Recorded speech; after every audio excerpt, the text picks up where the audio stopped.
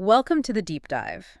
Today, we are wrestling with a truly monumental figure, Karl Marx. Right. I mean, this is a thinker whose ideas didn't just stay in books. Within a century, his name was being invoked by empires that span, nearly half the globe. An incredible, almost unprecedented impact. He's a figure who completely redirected philosophy. He really did. He took the focus from, these celestial, heavenly questions about God and the soul. The eternal question. And dragged it right down to the factory floor, down to the grease, the grit, the reality of everyday work. And that redirection is absolutely the core of what we need to unpack today. It's our mission, really. We so often see Marx through the lens of 20th century politics, Stalin, Mao, the whole Soviet system. Catastrophe. Yeah, exactly. But to really get a grip on the sheer force of his ideas, you have to trace his philosophical DNA. It's not enough to just look at the political outcomes. Not at all.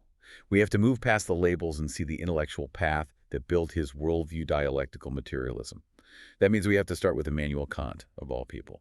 Okay. Then understand the engine that GWF Hegel provided, and only then can we really analyze Marx's radical, world-changing inversion of it all. And I think it's fair to say this can feel really overwhelming for people. I mean, German idealism, complex terms, deep social critique. Oh, absolutely. It feels like you need a PhD just to start the conversation. It is dense. We get that. Yep. But we promise we're going to give you a clear structure. We'll use analogies, historical context.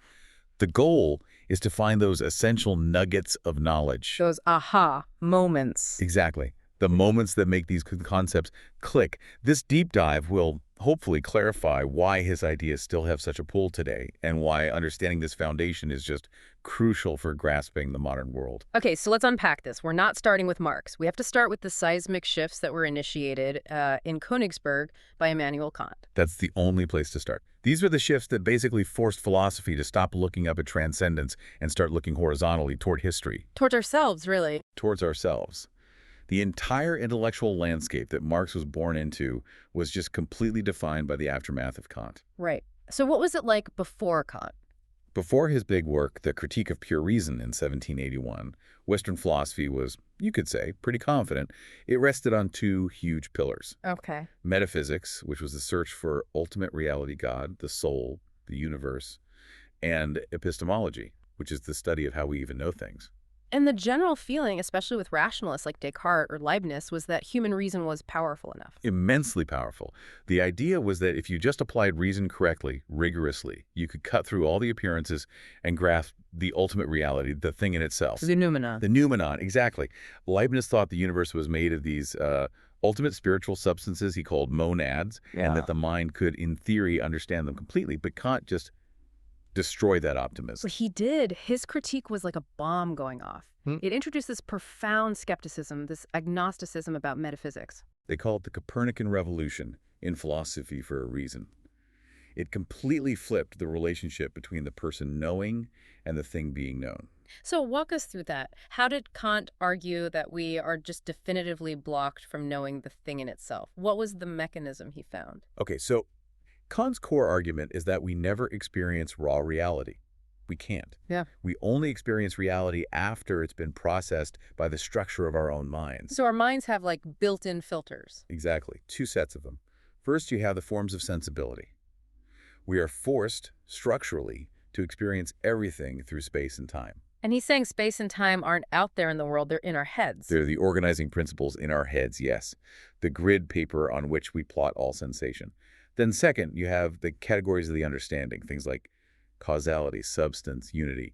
These are the tools our mind must use to make sense of that sensory data. It's like we're all born wearing a pair of glasses that we can never, ever take off. Everything we see is shaped by those lenses. That is the perfect analogy. Yeah. And the world we experience through those lenses is what he called the phenomenal world. The world as it appears to us. Okay. Now think about the limit this imposes.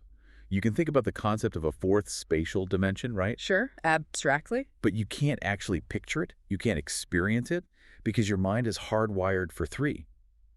That inability is a concrete example of the limit Kant identified. And so that means the noumenal world, the world of things in themselves, totally independent of us, is just off limits. Strictly inaccessible to our theoretical reason.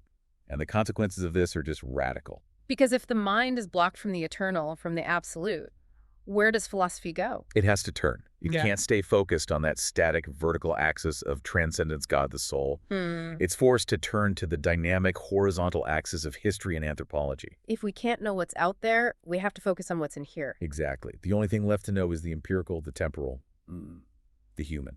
And this is where the ground is prepared for someone like Marx. The entire focus shifts to this world. It completely shifts. History suddenly isn't just a boring chronicle of events anymore. It becomes the only place where truth, or at least human truth, can actually unfold. So instead of asking, what is God? The question becomes, how has humanity thought about God through history? And what does that tell us about ourselves? If we can't know the ultimate nature of the cosmos, well, we have to study the history of how humans have built tools and societies to interact with it. Anthropology takes center stage. so the very questions of philosophy change. It's not what is the ultimate substance anymore. No, it pivots. It becomes what is man? And, even more importantly, how does man develop and change through time? The anthropological reorientation. It's complete.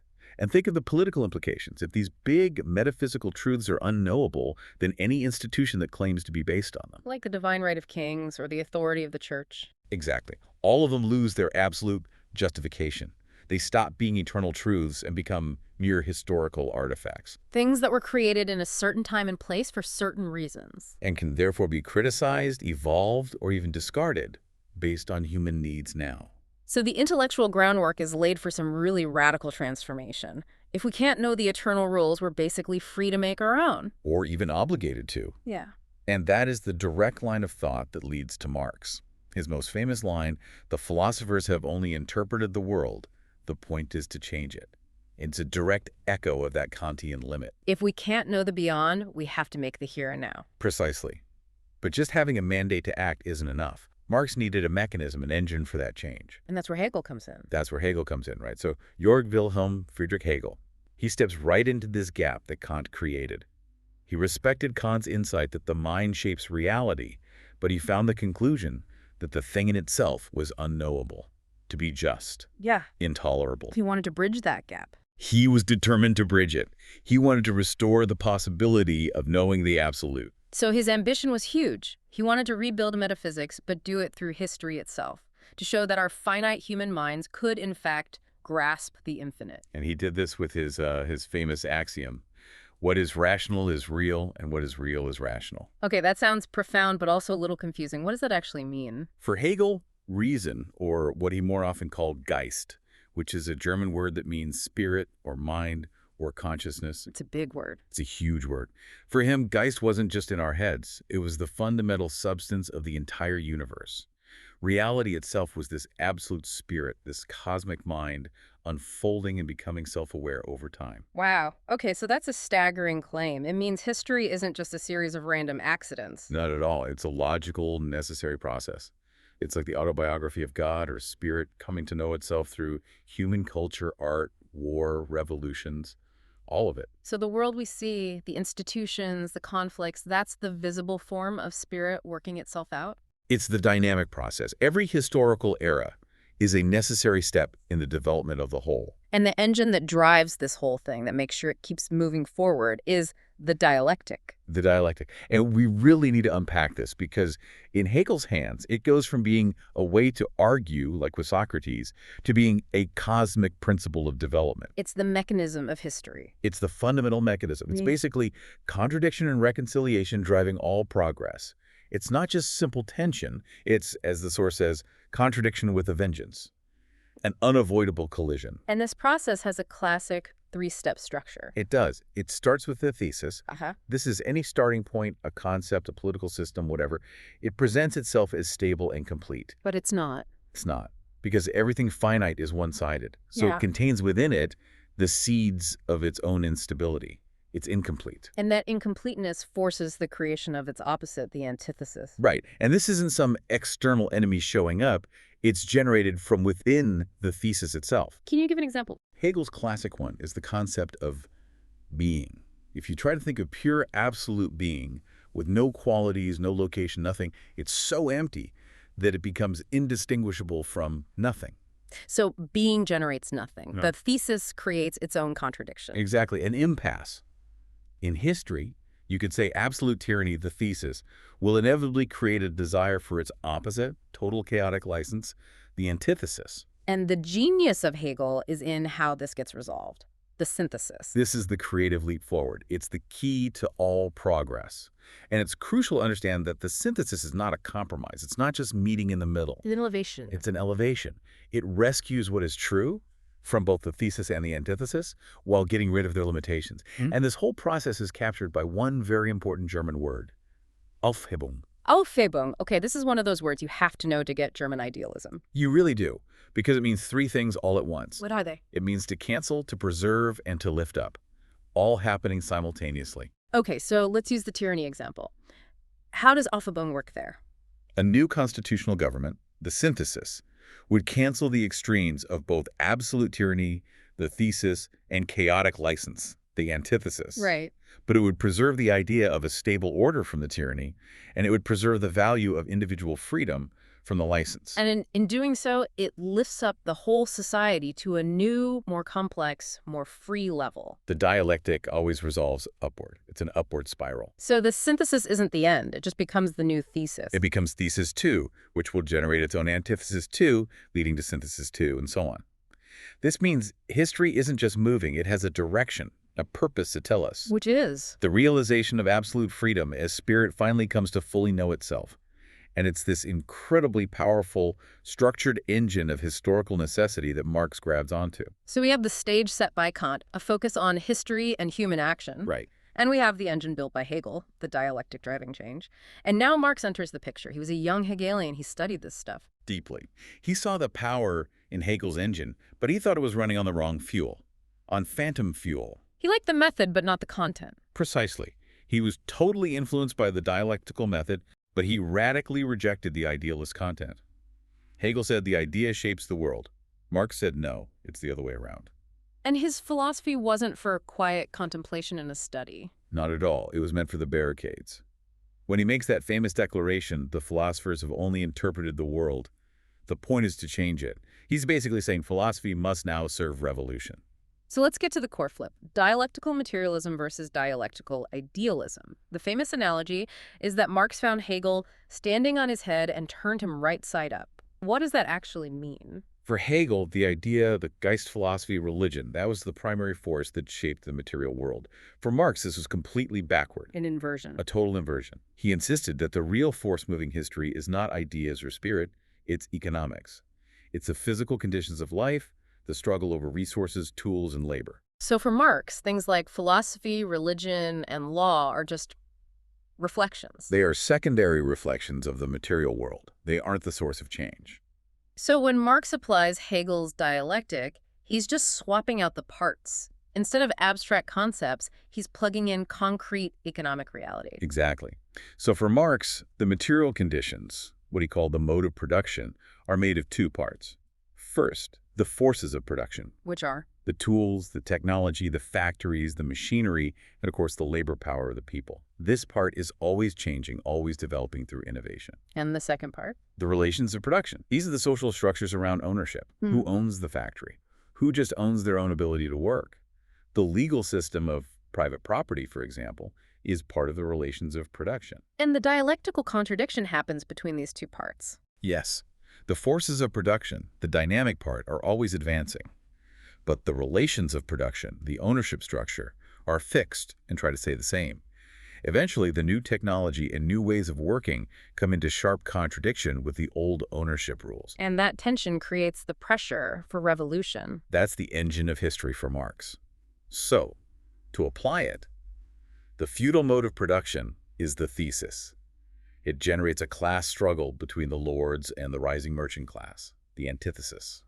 Because the old feudal rules can't contain this new commercial energy. Exactly.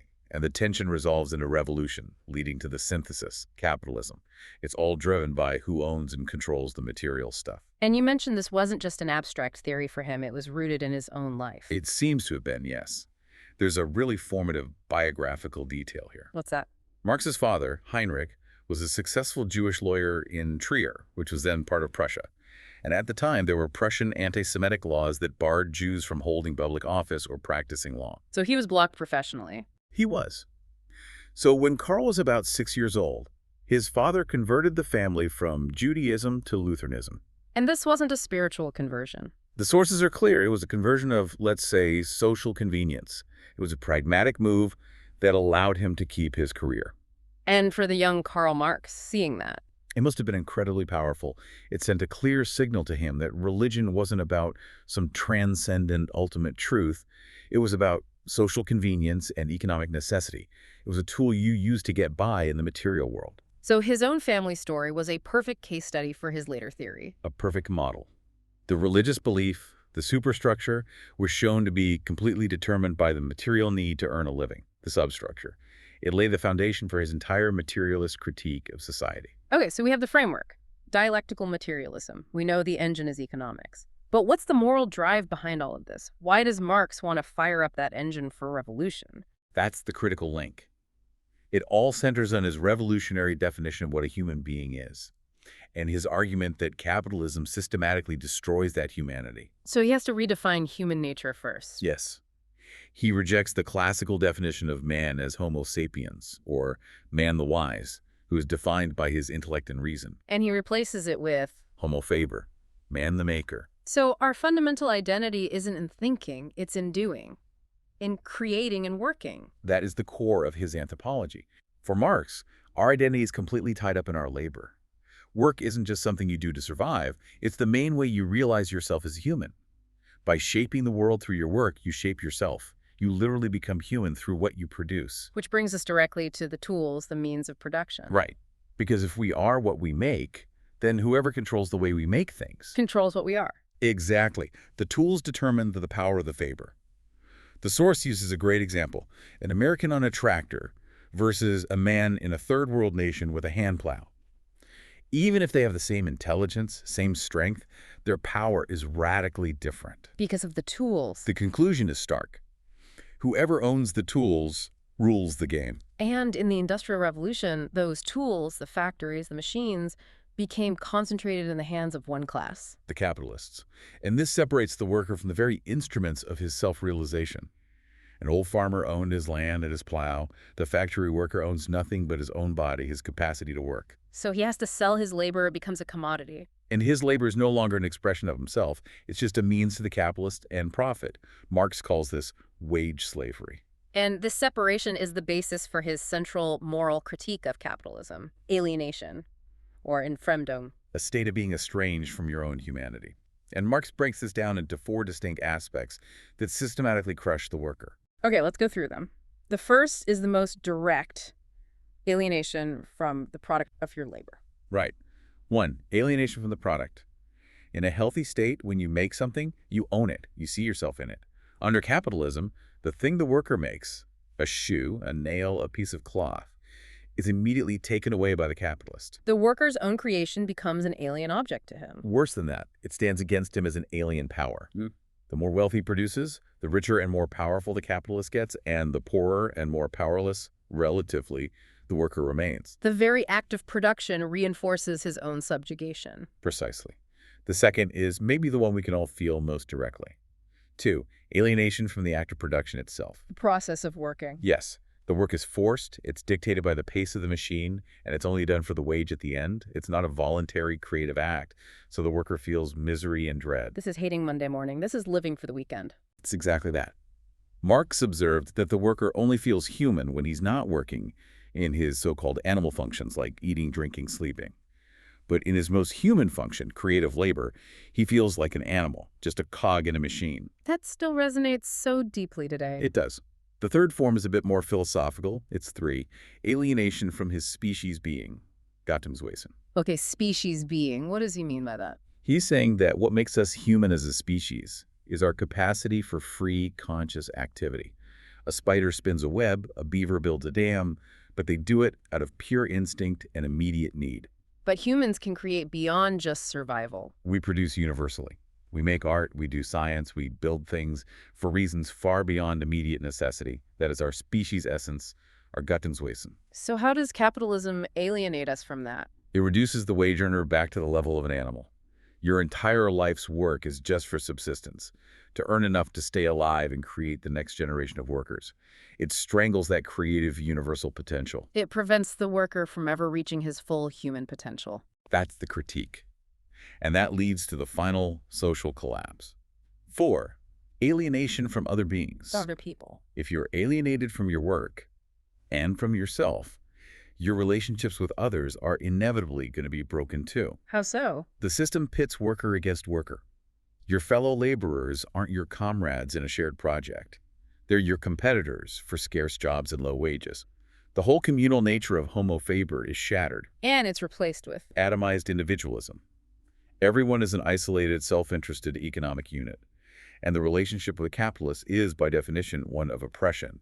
So all human relationships are poisoned by the economic system. So Marx's moral outrage is rooted in this concept of alienation, but he grounds that outrage in what he saw as a scientific model of society. Historical materialism, yes. Yeah. The base superstructure model. Right, so you have to picture society as a building or maybe an inverted pyramid. The substructure is the foundation. That's the economic base of society. It's the material order. And that includes the two things we mentioned earlier. The forces of production, the tools, the tech, and the relations of production, the ownership system, the class structure. And this base, this foundation, is the real engine of history. It's the engine, and this is the key. It determines everything else.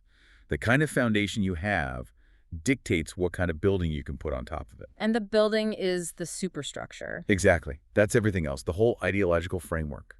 Religion, morality, law, philosophy, art, the state itself. And Marx's big claim is that the superstructure is just a reflection of the base. A society's way of thinking flows directly from its way of making a living. Consciousness is determined by material life, not the other way around. And the function of that whole superstructure is to justify and legitimize the economic base and keep the system running. So let's take an example. How does law function as part of the superstructure? For Marx, law has nothing to do with divine justice or some abstract natural rights. It's simply an expression of the interests of the ruling class. The bourgeoisie. Its main job is to protect their private property. The factories, the land, the capital. Laws against theft are, in essence, laws designed to protect the assets of the rich from the poor. It's a class instrument. Purely. Right. And then you have his most famous critique, religion as the opiate of the masses. The ultimate tool of social control. He saw it as a powerful narcotic that the ruling class uses to keep the proletariat passive. It takes all the real misery and suffering of this world. And promises a reward in the next world. Exactly. Be a good, obedient slave now, and you'll get your reward in heaven. Keep your fingers out of the boss's pie on earth. It numbs the pain of exploitation and redirects revolutionary energy into the sky. It's an incredibly comprehensive and cynical model. It has an explanation for everything. It does. And from this model, he moves to the specific economic theory that he believes proves exploitation is inevitable. Right. His idea of class reductionism. He saw society boiling down to just two camps. The bourgeoisie, the owners, and the proletariat, the workers. He thought all the middle classes, small shopkeepers, artisans, would eventually get wiped out and fall into the proletariat. Which is one of his big predictions that didn't really pan out. It didn't. He completely missed the rise of the massive service sector and the resilience of the middle class in developed capitalist countries. And the mathematical proof for exploitation as he saw it comes from his theory of value. We have to contrast the standard view with his labor theory of value. Right. So standard economic theory today is based on subjective value. A thing is worth what someone is willing to pay for it, based on how useful it is to them and how scarce it is. But Marx rejected that. He thought that was just surface-level appearance. He argued there's a deeper, objective value to everything. And that value is determined by the amount of socially necessary labor time it took to produce it. Exactly. The value of a commodity is the average amount of labor time using average technology required to make it. Now, the source material points out this leads to some pretty absurd conclusions if you take it too literally. It does. The painter example. An amateur could spend 10 hours making a terrible painting, and a master could spend 1 hour on a masterpiece. According to a strict labor time theory, the terrible painting is more valuable. So how did Marx get around that? I mean, what about skill or talent? It's a major critique.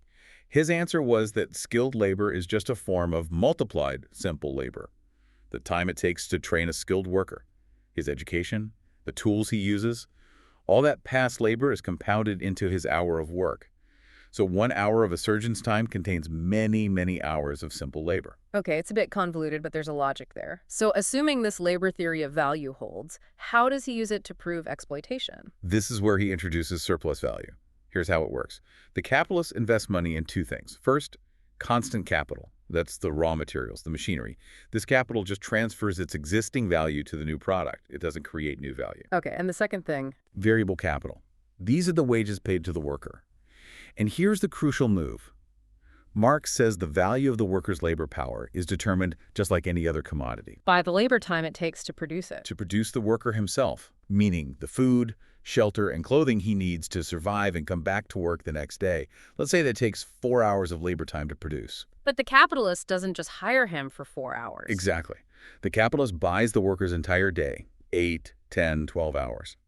The worker creates value for, say, 10 hours. But he's only paid the value of his subsistence, which was 4 hours. So there's a 6-hour gap. That gap is the surplus value. It's unpaid labor. That's the capitalist profit. And for Marx, it is, by definition, exploitation. So exploitation isn't about being cheated in the marketplace. It's built right into the wage system itself. It's baked into the structure. And the constant competition between capitalists to maximize that surplus value is what leads to the iron law of wages. They have to drive wages down as low as possible. Down to the bare minimum required for survival and reproduction. And this leads directly to his most explosive prediction, the immiseration thesis. Right, the immiseration thesis. This was Marx's prediction that this relentless drive for surplus value would inevitably lead to the workers' conditions getting steadily and absolutely worse. The poor get poorer, the rich get richer. Until the whole system just collapses under the weight of its own contradictions. And this leads us straight to his proposed solution, the utopian goal, communism. The ultimate goal, yes. The abolition of all private ownership of the means of production.